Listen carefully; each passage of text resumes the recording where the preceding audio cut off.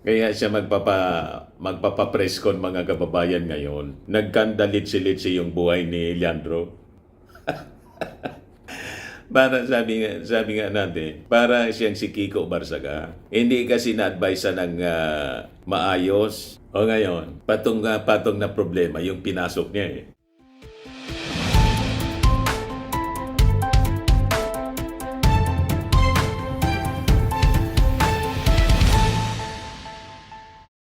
Hello po mga kababayan, si Dante Maravillas. May pa-press con daw ngayon si another Nepo baby, si DDS Congressman Leandro Leviste. Isa ding congressman mga kababayan na gumawa ng sarili din niyang trouble sa buhay. Tulad ni Kiko Barsaga, I want problem. Sabi ni Ping Lacson, kinausap daw siya ni Loren Ligarda seeking advice tungkol kay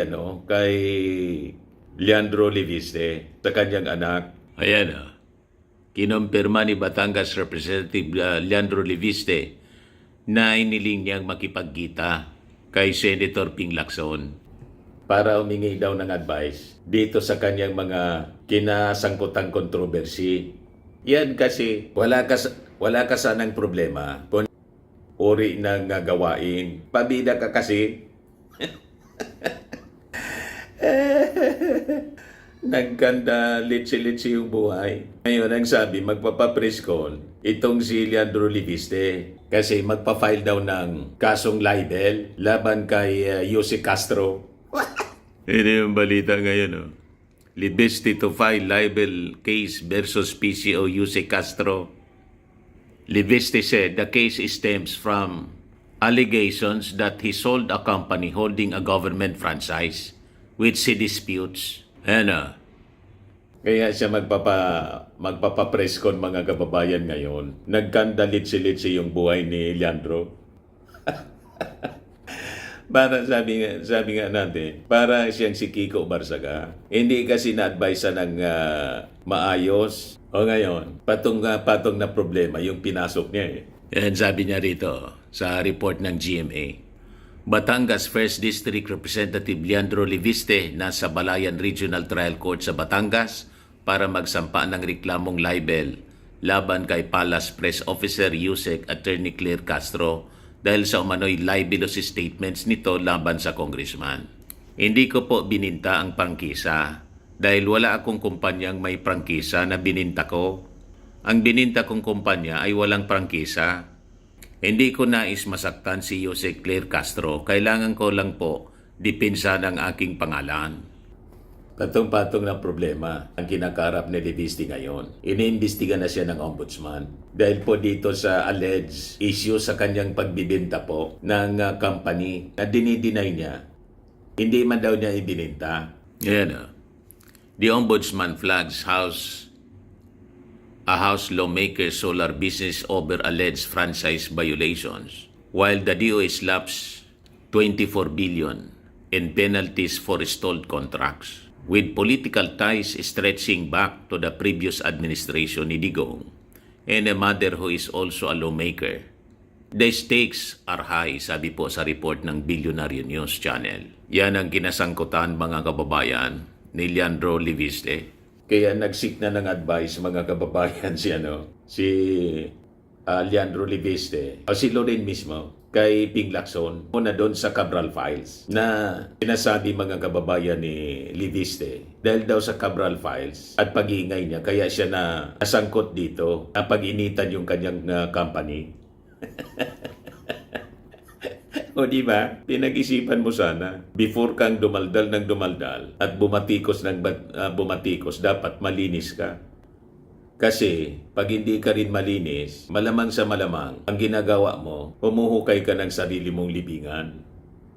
Yan ang nangyari dito mga kababayan kay DDS Congressman Leandro Leviste. Tama ito mga reactions po. Sabi ni Blaise Lascano, bago ka magpasikat, siguraduhin mong walang maibabalik sa'yo. Iyakin ka pala. Ay iyakin pala naman. Ngayon, sabi po ni DOE Secretary Garin, Ito ang Leviste contract cancellation not linked to Cabral files.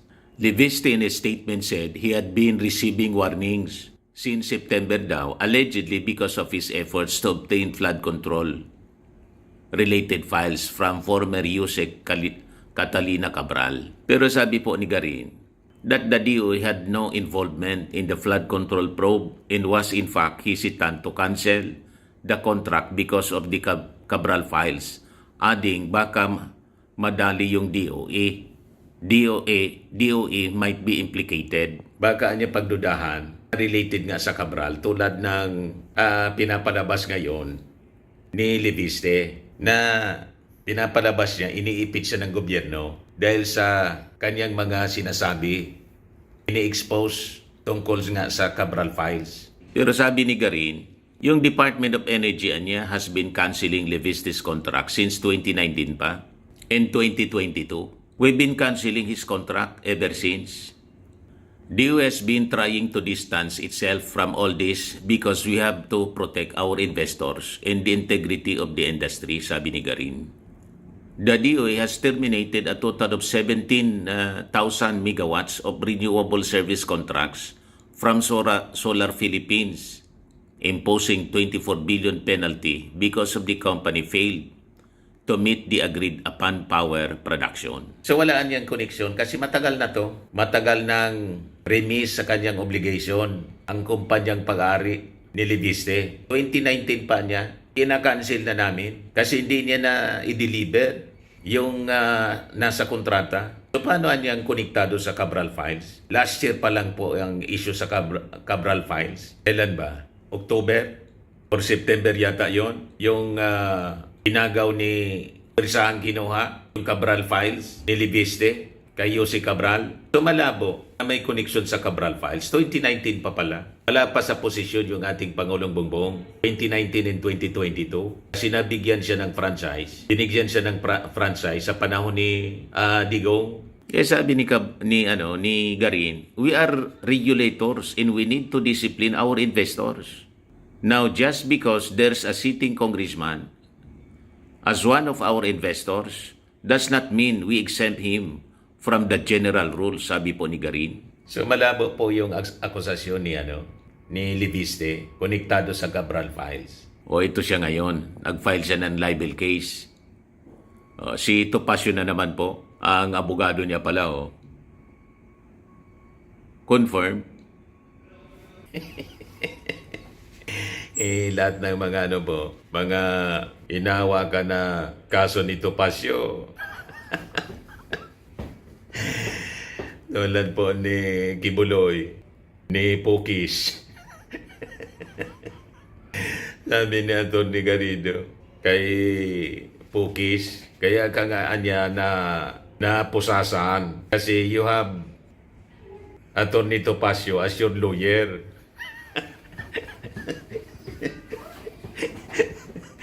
Sabi ni Atty. Garrido. Ngayon, ito pasyon na naman po yung abogado ni Leviste. Sa bagay, isang tropa sila DDS lawyer ito pong si Topacio. Kaya DDS congressman itong si Leviste. Di si Topacio ang tumayo, mga kababayan na abogado. Kinasuhan ng libel mga kababayan si Yossi Castro. Ito po yung interview kay Leviste sa pag-file niya ng kaso.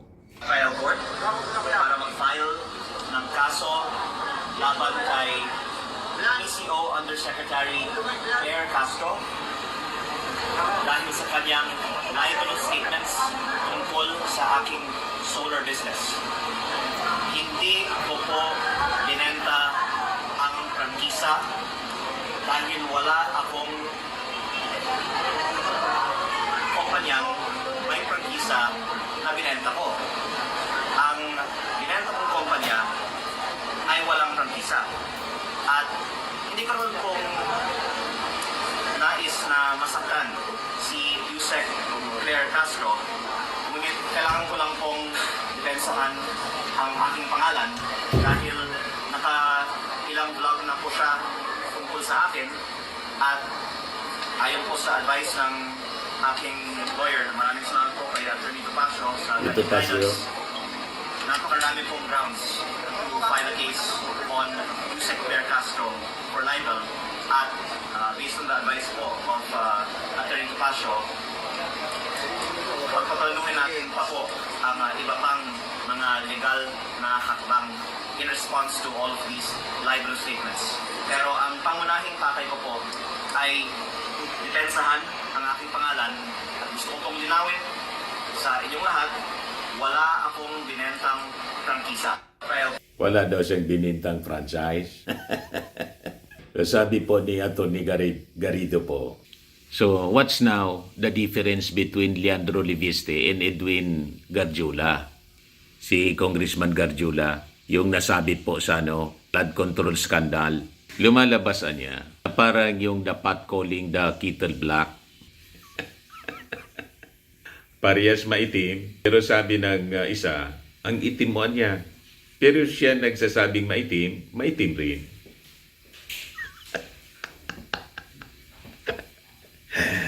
Di ba? Mga kababayan, yan ang sabi dito sa post ni Atty. Wilfredo Garrido. Edwin Garjula is accused of rigging DPWH biddings and delivering ghost and substandard flood control projects. Si Leandro Leviste niya is accused of cornering the DOE's green energy auction and delivering almost nothing while pocketing 34 billion pesos. Garjula used bribery in his OP to earn his billions. Leviste flipped a portion of his green energy contracts in favor of SPNEC, whose shares be sold to Manny Pangilinan's MGen to earn his billions. Ghost flood control projects versus ghost solar energy project. Kaya siya po, pinagmumulta mga kababayan ng DOE, tinampal po ng fine na 24 billion pesos. Sabi nga natin, labas niyan, bankrupt, naging bilyonaryo siya, biglang naging bilyonaryo sa pagbibenta ng kanyang solar company. Pero ang sabi niya, hindi man niya yun yung may franchise.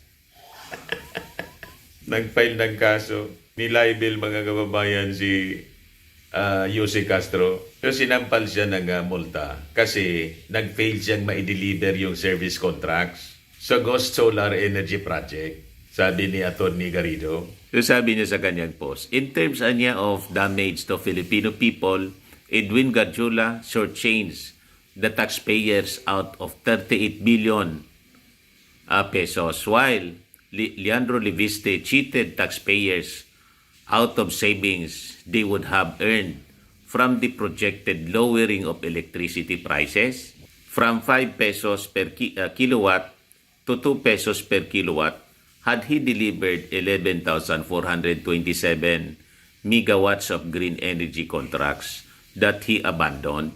Ang pagkakaiba lang niya is that Edwin Garjula's method was crude and brazen, while Leviste's was subtle and sophisticated, ultimately traceable to his mother's wiles and guile.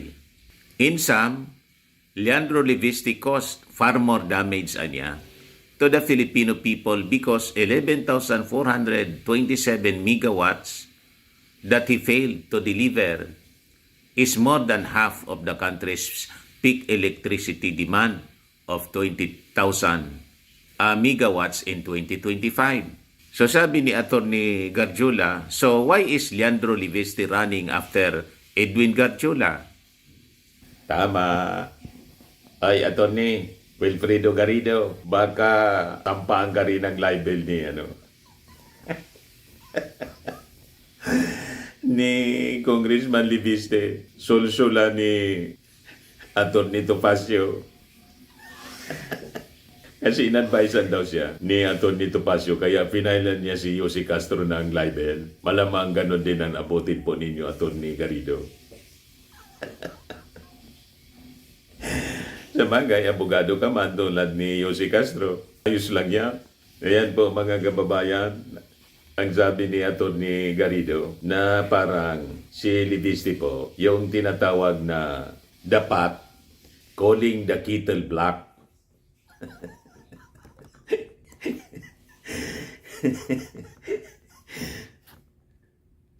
Sabi ng Pat, sa kasirola, ang itimoan niya. Pero siya na nagsasabing ang itim mo, maitim din.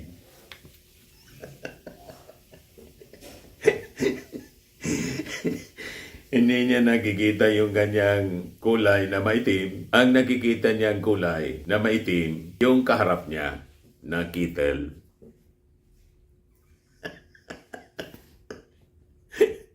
Yan mga kababayan, kalagayan ni Congressman Liviste. Ayan man lang po, baka madamay tayo. Hindi po ako, hindi ako nagsabi niyan. Poncio Pilato tayo. Ang nagsabi niyan si Atty. Garrido, baka makaso din tayong libel. Hindi ba? Nagbasa lang po ako ng post. Wala akong kinalaman sa opinion niya. Hindi ba po? Ako po si Dante Maravillas. Bye-bye po. God bless.